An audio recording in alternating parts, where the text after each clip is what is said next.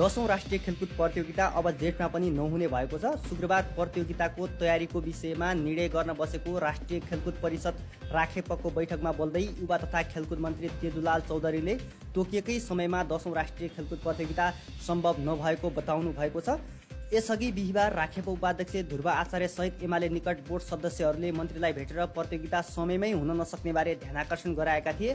प्रतियोगिताको मिति यसअघि 3 पटक सारिसकिएको छ। सुरुमा 2081 मक्सिर 2 गतेदेखि 9 गतेसम्म हुने भनेको 10औं राष्ट्रिय खेलकुद प्रतियोगिता निर्धारित मितिमा हुन नसकेपछि 2081 चैत 23 देखि 30 गतेसम्म सञ्चालन गर्ने भनिएको थियो। उक्त समयमा पनि 10औं राष्ट्रिय खेलकुद प्रतियोगिता सञ्चालन हुन नसकेपछि हाल जेठ 3 गतेदेखि 10 गतेसम्म मिति तोकिएको थियो। यो मितिमा पनि 10औं राष्ट्रिय खेलकुद प्रतियोगिता नहुने निश्चित भएको छ। सरकारले पनि प्रतियोगिताका लागि 60 करोड रुपियाँ बजेट विनियोजन गरिसकेको अवस्था छ। कर्णालीमा पहिलो पटक प्रतियोगिता आयोजना गर्ने तयारी गरिरहेको प्रदेश सरकारले पनि 2 अर्ब रुपियाँ भन्दा बढी लगानी गरेर विभिन्न पूर्वाधार निर्माणका कामहरू सम्पन्न गरिसकेको छ।